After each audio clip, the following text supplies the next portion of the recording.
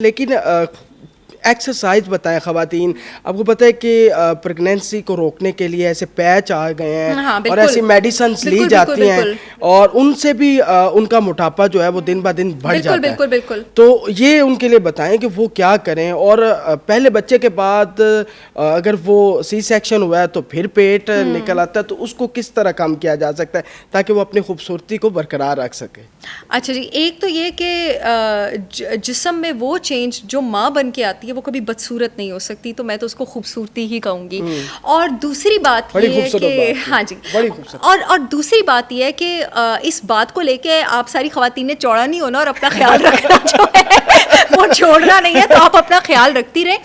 जितनी मैं oral contraceptive pills के बहुत अगेंस्ट हूँ। अब ये जो प्रोजेस्टेरॉन पैच और ये सारे वो आ गए हैं, अब इन पैचेस की वजह से क्या होता है, प्रोजेस्टेरॉन हार्मोन आपके जिस्म में पानी रोकता है तो वो पानी खड़ा हो जाता है और वो सारी ये प्रोजेस्टेरॉन हार्मोन आपके पास पीरियड से पहले भी हाई होता है। तभी पीरियड से पहले बहुत सारी औरतें जो है वो ब्लोटेड फील करती हैं। अक्सर पीरियड्स में आपका 2-3 किलो वजन भी इसी हार्मोन की वजह से बढ़ जाता है और जैसे ही आपको पीरियड्स हो जाए आपका वजन पेट भी अंदर हो जाता है, वजन भी आपका दोबारा नॉर्मल हो जाता है। प्लीज़ कॉन्ट्रासेप्शन के लिए ओरल कॉन्ट्रासेप्टिव पिल्स यूज़ ना करें, इनके बहुत सारे नुकसान हैं।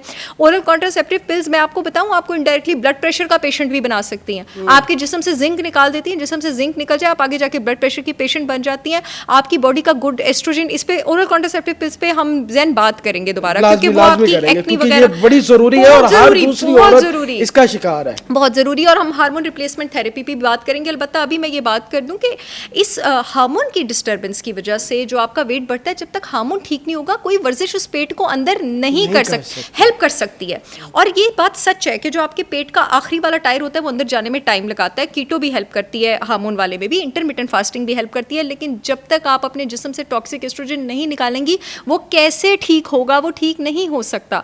वो हार्मोन आपकी, और इसकी टिपिकल निशानी होती है कि एकदम हिप्स बहुत हैवी हो जाते हैं, कंधों का साइज वही रहता है, ट्राउजर का साइज अगर चौड़ा हो जाए इसका मतलब है खवातीन में एस्ट्रोजन टॉक्सिसिटी। तो ये कम कैसे होगा, क्योंकि नीचे वाला हिस्सा तो बढ़ता ही जा रहा है। इसका इलाज ये है कि आप अपने जिस्म से टॉक्सिक एस्ट्रोजन निकालें। उसका इलाज ये है कि आपकी डाइट में ग्रीन पाउडर्स इंक्लूडेड हो। ग्रीन पाउडर्स में आपके पास एक केमिकल होता है डाई इंटोलाइल मीथेन, डिम। डिम में आपके पास ये एबिलिटी होती है कि वो आपके जिगर में जो टॉक्सिक है, जो जहरीला एस्ट्रोजन है, आसानी से मिल जाएगा। आप ग्रीन पाउडर्स तो बहुत आसानी से मिल सकते हैं। मेरी brand holistic wisdom by Sahar Chawla के हैं। मेरा आंवला है, मेरा करेला है, मेरा मोरिंगा पाउडर है। आप एक टीस्पून अपनी डाइट में जो इंक्लूडेड खाने के बाद लेना है। जो आंवला और मोरिंगा होता है वो आपने हमेशा खाली पेट लेना होता है, और वो मैं अपने हमेशा पेशेंट्स को कहती हूँ कि आप दिन में बदल बदल के लें।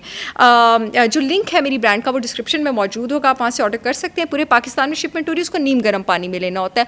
जो करेला होता है उसको बिल्कुल मील के पहले नाश्ते के 30 मिनट या 1 घंटे बाद लेते हैं। वो एक तीर से 2 शिकार करता है। एक्चुअली मैं बताती हूँ मैं क्यों कह रही हूँ।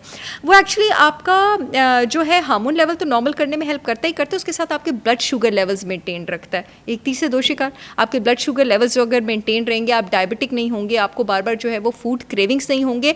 एक और बड़ा अच्छा सप्लीमेंट होता है, वो मेरे पास तो अवेलेबल नहीं है, बड़ी एक नायाब चाइनीज़ हर्ब है सिलीमेरिन। उसका एक बड़ा रिफाइंड फॉर्म ऑफ सप्लीमेंट होता है मिल्क थिसल। ये बड़ा स्ट्रॉन्ग है आपके लिवर को सारे टॉक्सिन से पाक करने के लिए। एक और भी बड़ा अच्छा सप्लीमेंट होता है कैल्शियम ग्लूकारेट। कैल्शियम ग्लूकारेट एस्ट्रोजन टॉक्सिसिटी के लिए बेहतरीन इलाज है। लेकिन ये जो ग्रीन पाउडर्स हैं वो तो आप बेफिक्र होकर थ्रू आउट ले सकते हैं। लेकिन जितने भी मैंने सिंथेटिक सप्लीमेंट्स का नाम लिया, ये जैसे मैं अपनी पेशेंट्स को देती हूँ तो मैं उनके 2 महीने बाद उनकी प्रिस्क्रिप्शन चेंज करती हूँ। ये आपने अपने डॉक्टर के मशवरे के आपने 2-2 महीने बाद ये चेंज करवानी है, क्योंकि ये कैल्शियम ग्लूकारेट और डिम जाके आपकी बॉडी में आपके हार्मोन से प्ले कर रहा है, तो ये आपने खुद से अनसुपरवाइज नहीं लेना। अच्छा डॉक्टर साहब, पिछली वीडियो के अंदर एक कमेंट आया था, मैंने कहा वो भी पूछ लूँ कि एक तो अपना क्लिनिक का बता दें, आपके किस तरह अपॉइंटमेंट ली जा सकती है, टाइमिंग क्या है और आपका क्लिनिक है किधर। ये बड़े कमेंट थे, बार बार लोग पूछ रहे थे, तो मैं चाहता हूँ कि इसमें आप बता ही दें। मैं शॉर्ट आंसर कर देती हूँ। अपॉइंटमेंट्स के लिए मेरा सिर्फ एक नंबर है 032194360669। उस पर आपने कॉल नहीं करनी अपॉइंटमेंट के लिए, व्हाट्सएप पे मैसेज ड्रॉप करना है। 1 दिन के अंदर रिप्लाई आ जाता है, हफ्ते के अंदर की अपॉइंटमेंट मिल जाती है। प्रैक्टिस मैं लाहौर में करती हूँ, smile on medical and dental centre में, जो शौकत खानम के पास है, लेकिन अपॉइंटमेंट्स मैं खुद डालती हूँ। दुनिया में किसी को मेरी अपॉइंटमेंट डालने की इजाज़त नहीं है। और उसके अलावा ऑनलाइन अपॉइंटमेंट्स मैं पूरी दुनिया में करती हूँ। इस वक्त माशाल्लाह 26 मुल्कों में मेरे पेशेंट्स हैं। बड़ी बात है। अच्छा डॉक्टर साहब, जो खैर ख़वातीन की बात कर ली, अब नौजवानों की बात करते हैं। चाय के साथ सिगरेट ना हो उनका गुजारा नहीं होता, लेकिन पेट भी निकले हुए हैं बाहर, वो कैसे कम करें? अच्छा देखिए जी, सिगरेट तो मैं कहती हूँ शराब से भी बुरा है। हैं? ऑनेस्टली सिगरेट आपकी बॉडी में इतना हैवक क्रिएट करता है लगता है जहन ने अभी एपिसोड के बाद जो सिगरेट पीना था वो नहीं पिएंगे, आप सोचेंगे ज़रूर पीते हुए। अब the thing is that cigarette आपकी बॉडी में एक कंडीशन क्रिएट करता है जिसको आप ऑक्सीडेटिव स्ट्रेस कहते हैं, यानी जिस्म में सोजिश करने वाले जितने मार्कर्स हैं, जितने केमिकल्स हैं, उनका लेवल आपके पास ऊपर लेके चला जाता है। जब ये चीज़ सस्टेन्ड रहती है, over the period of years रहती है, तो आपके पास जितने भी नॉन कम्युनिकेबल डिजीजेस हैं, यानी वो बीमारियां जो छूत से नहीं फैलती, जिसमें डायबिटीज हो गया, दिल की बीमारी हो गई, दिमाग की बीमारी होगी, कैंसर की बीमारी हो गई, ये सारे इन ऑक्सीडेंट्स की वजह से होती है। The worst thing that you can do to yourself is cigarette smoking. जब हम मेडिकल कॉलेज में थे ना, तो हमारी डॉक्टरी में एक सब्जेक्ट होता है फार्माकोलॉजी। फार्माकोलॉजी में एक लाइन थी, वो जो फार्माकोलॉजी में एडिक्शन, कैटजंग बड़ी मशहूर किताब है, सारे मेडिकल स्टूडेंट्स इससे रिलेट कर पाएंगे, सबसे मुश्किल किताब है फार्मा की, तो स्टूडेंट्स उससे बहुत भागते हैं, लेकिन मैंने वही पढ़ी थी। उसमें था एडिक्शन की डेफिनेशन क्या होती है, तो जो स्मोकिंग है ना वो एडिक्शन की डेफिनेशन में नहीं आती है, बिकॉज एडिक्शन कहते हैं फिजिकल डिपेंडेंस को, यानी आपके जिस्म का फंक्शन जिस चीज़ पे डिपेंड करना शुरू कर दे। स्मोकिंग साइकोलॉजिकल डिपेंडेंस है, जैसे चाय है, आप चाहें तो आप इसको छोड़ सकते हैं। हाँ, ये सच है कि उसमें जो निकोटीन, जो कैफीन मौजूद है, वो आपके डाइजेस्टिव सिस्टम को, कुछ लोगों का स्टूल उसके बाद इजीली पास होता है, उसमें हेल्प करता है, बिकॉज जो निकोटीन और कैफीन है वो आपके जिस्म के पैरासिम्पैथेटिक सिस्टम को, जो रेस्ट और डाइजेस्ट सिस्टम है, उसको एक्टिवेट करता है। लेकिन इसको छोड़ना कंपैरेटिवली आसान है, ये आपकी ज़हनी डिपेंडेंस है।